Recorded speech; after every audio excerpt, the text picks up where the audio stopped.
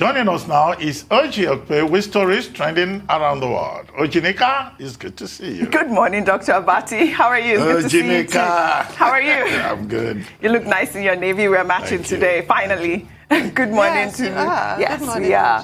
How are you this morning? Great. Good. Thank you. You look great. Good morning, Rufai. You look great too. Thank you so much, Oji. You look wonderful. Thank you. Well, good morning to you viewers. Here are some of the stories that are trending across the globe. In the United Kingdom, Catherine, Duchess of Cambridge, has launched a new photo book that documents life under Britain's lockdowns. In the United States, trial of Officer Derek Chauvin, which began on Monday, tops the trend as family and supporters of George Floyd took a knee for over 9 minutes in recognition of the approximate amount of time that Chauvin knelt on Floyd's neck. In Czech Republic, the death of the country's wealthiest man, Patrick Kellner, who died in a helicopter crash, continues to make the rounds. In Kenya, Mama Sarah, grandmother of former U.S. President Barack Obama, dies at the age of 99. She was the oldest living matriarch of the Obama lineage. In Nigeria, the All Progressives Congress national leader, Asiwaju Bola Ahmed Tinubu, sets Twitter abuzz after advising the federal government to recruit at least 50 million youth into the army to aid the fight against insecurity. And Colette Offiong-Bassi becomes the first person ever to graduate with a first class in Linguistics and Communication Studies at the University of Calabar after writing her final exams during pregnancy. Under sports, Isaac Drogba, the son of football legend Deirdre Drogba, scoring his first professional goal while celebrating like his father, has made the rounds. Finally, under entertainment in China, despite a call to boycott foreign brands, the premiere of Godzilla vs. Kong rakes in over $70 million, making it the biggest premiere for a foreign title in recent times.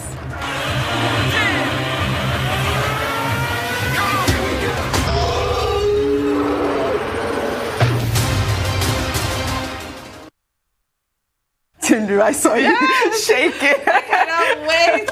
You're taking your boys, right? Of course. I can't wait either. My money is on King Kong. Me too. Oh, on King Kong? Oh, yeah. Really? I love King Kong. I love him because we grew up with him. Godzilla is like a strange... We grew up with Godzilla yes. too. Well, but I love King Kong. That's yes. my guy. Well, I don't know who I just want to watch the movie, that's all.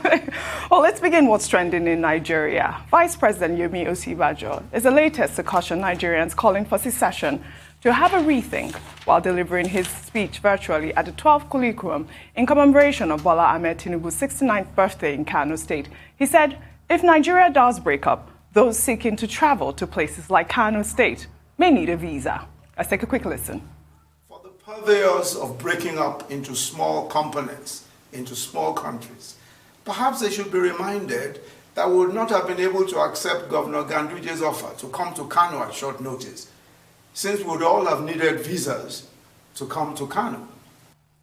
Well, he made a lot of valid points, but you know, a lot of people just took that one piece of information about whether or not we need a visa to travel to Kano State and blew it out of proportion. I'll take a tweet from Assumpto Okonkwo, who wrote, Osibanjo said visa will be needed to Kano if Nigeria breaks. Well, that's for me to decide if I want to travel to Kano or not. Any day I decide I want to travel to Syria or Afghanistan, that's my choice. Besides, under ECOWAS, we won't need a visa. So, no big deal. Tundu, this is the rhetoric we're seeing on social media. But, I mean, Nigeria should never break up. I've always maintained that.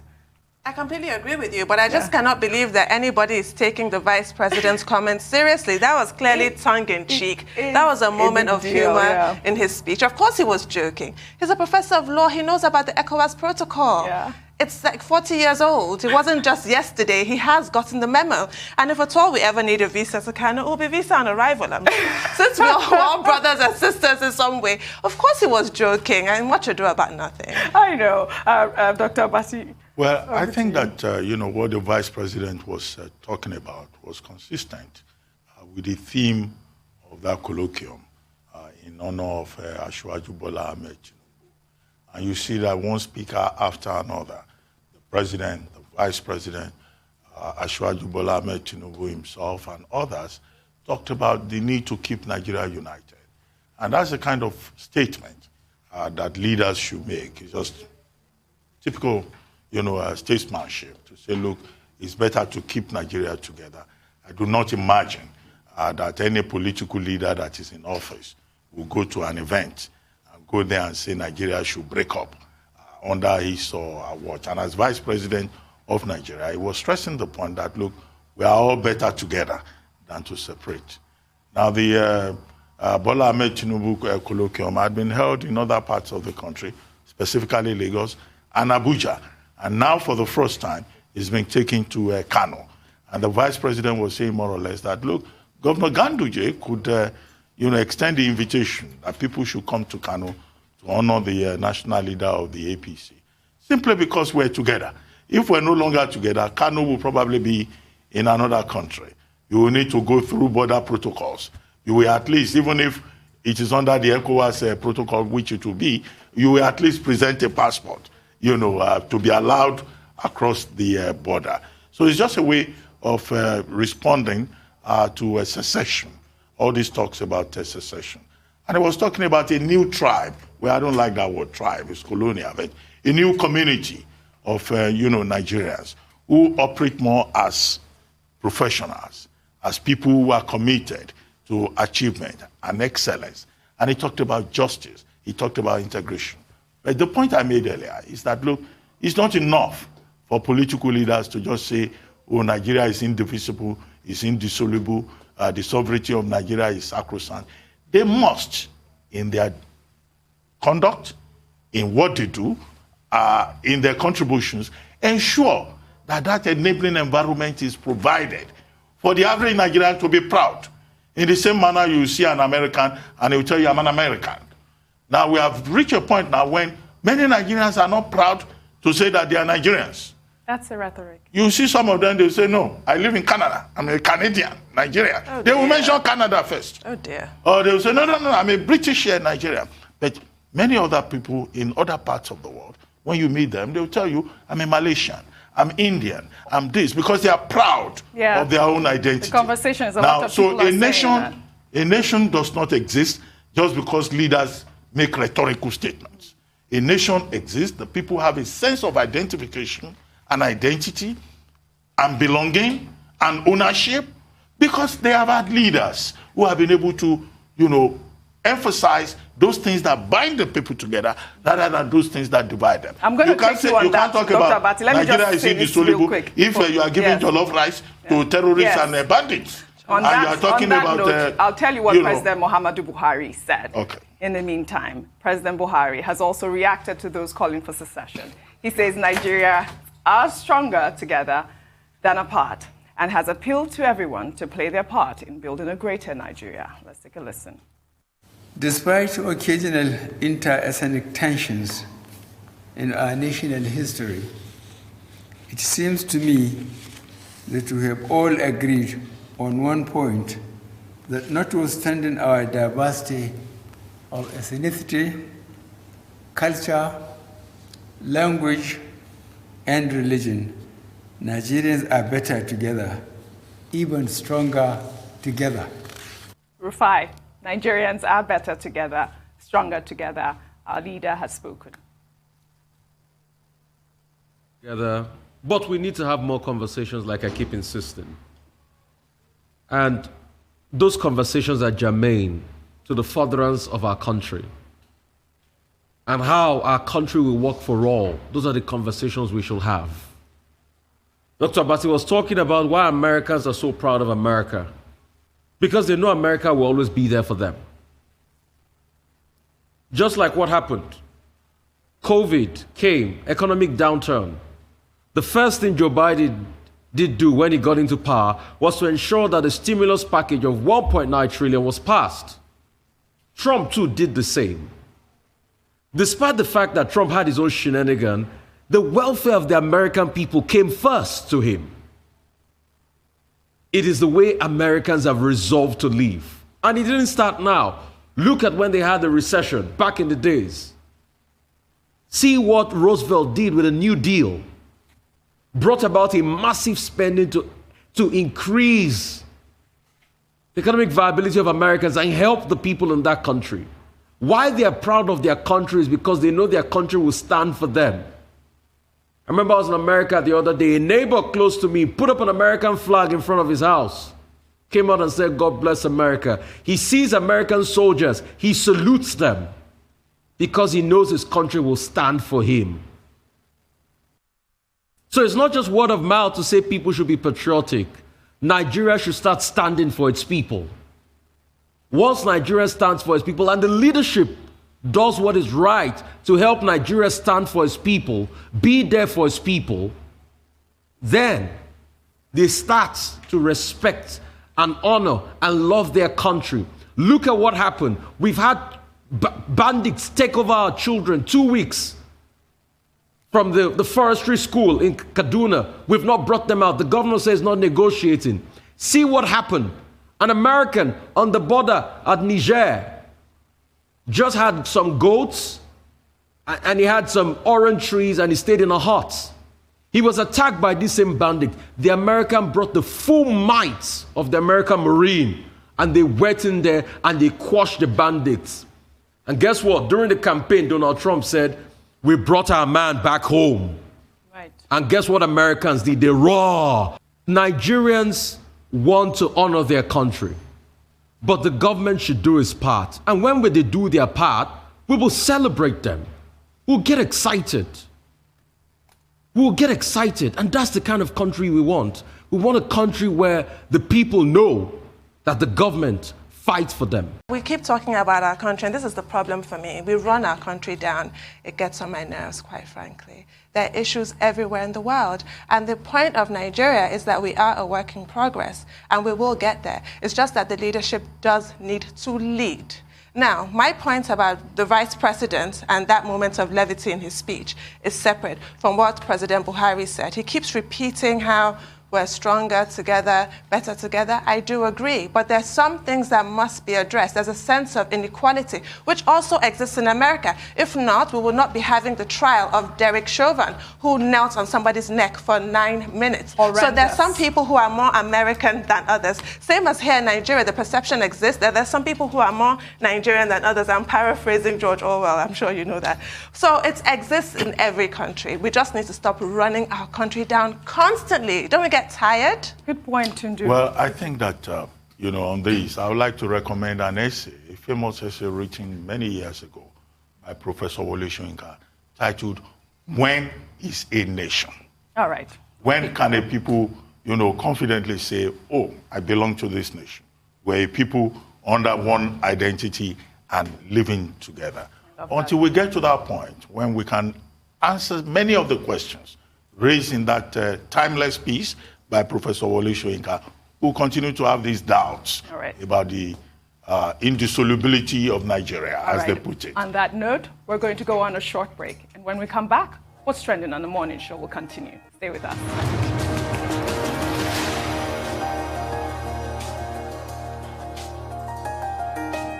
Welcome back to the Morning Show. We're still on What's Trending. We'll take another story. Special advisor to President Muhammadu Buhari on Media and Publicity, Femi Adeshina, was trending after he accused former Vice-President Atiku Abubakar of contributing to the current precarious state of the nation. The special advisor was responding to the recent comment made by Atiku Abubakar, where he expressed fear about some economic indices, suggesting that the country is slipping into a failed state. In an article titled, World's Highest Unemployment Rate, Time to Help This Government Help Nigeria.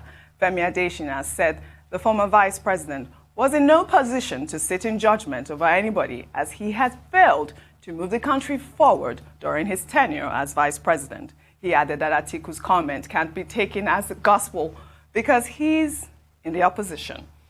Dr. Abati, this comment was trending all over social media yesterday, but I think, for my opinion, Atiku Abubakar is in his place to advise the government in whichever way that he chooses to. I mean, he made a lot of valid points, especially the fact that, at one point we only had one-digit unemployment rate, and he stressed the fact about the amount of out-of-school children in Nigeria. I mean, I think that, always politics, people can say whatever they want to say.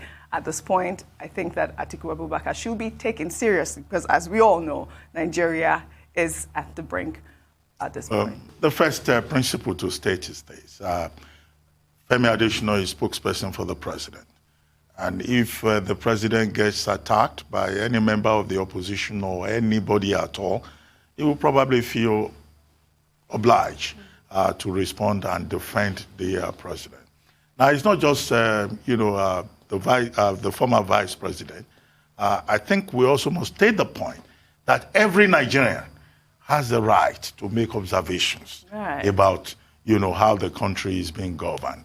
So it's not a question of who is a member of the opposition, so nobody should take him seriously. What he has said cannot be the gospel truth. In fact, the fact that former Vice President Atiku Abubakar is a member of the opposition even makes his opinion more important, because we often blame the opposition in Nigeria here that they do not provide alternative views, that they do not appear constructive enough in terms of how they engage the government of the day. So saying that former Vice President Atiku Abubakar is a member of the opposition is completely beside the point. Even as a citizen, he has a right to speak. Don't we speak here every day? So the government of the day, or at any level, must learn to be tolerant of the views of Nigerian citizens.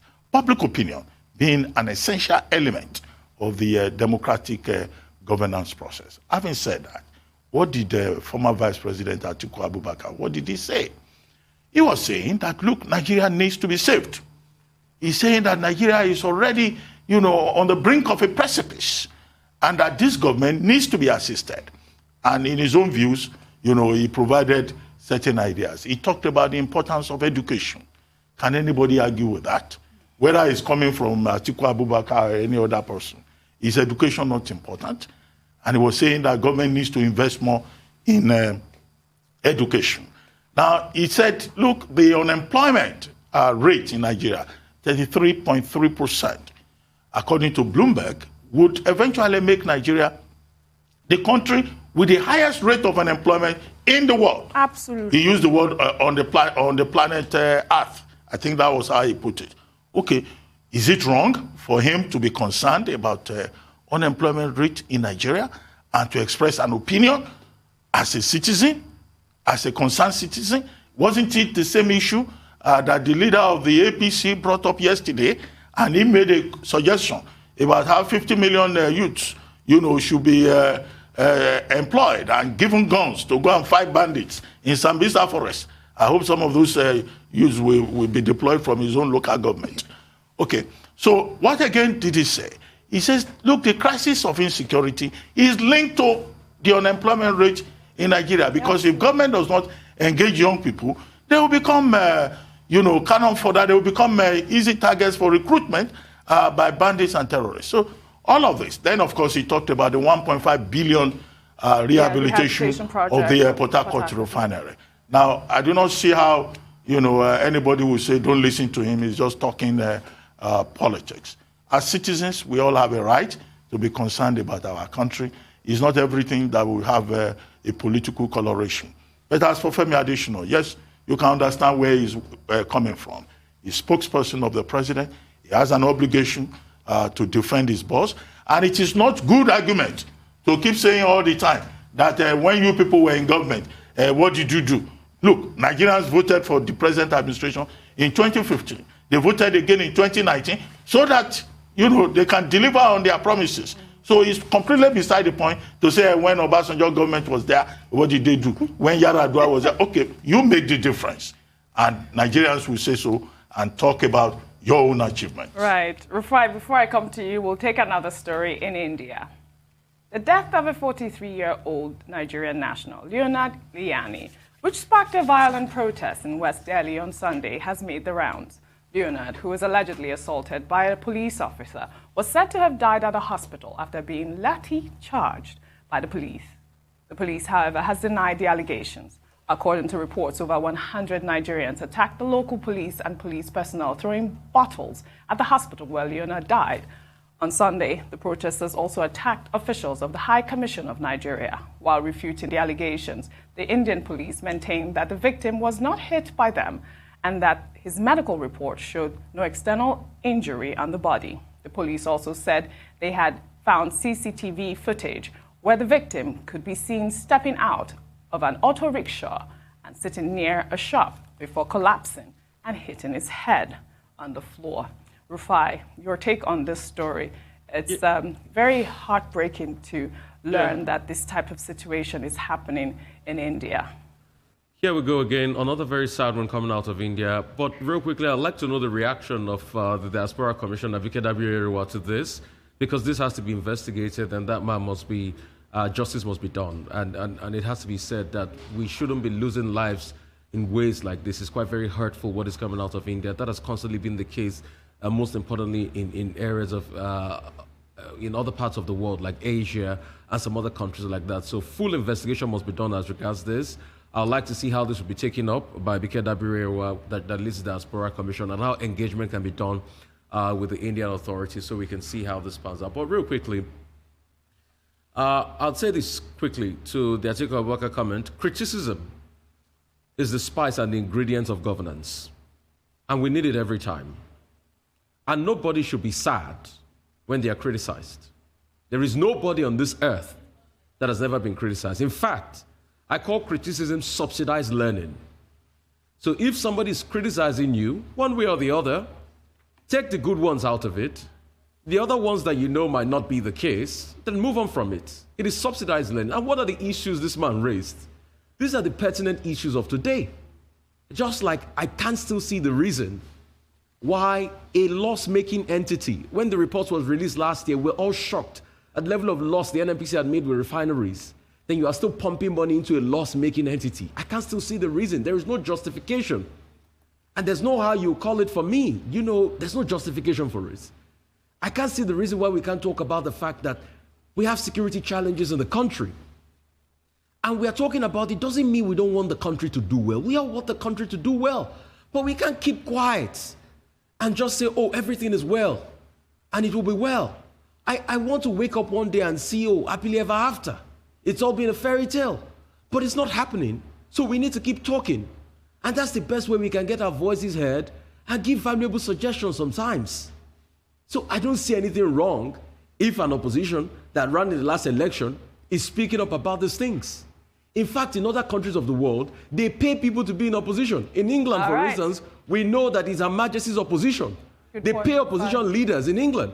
All right. So, in fact, we should get to a point where we should pay people for their opposition to be able to move the country forward. Thank you, Rufai. On that note, that's all I have for you guys on What's Trending today. Thank you, thank you very much, Dr. Abati. Thank you, Rufai. See you tomorrow. We'll see you tomorrow. Yes.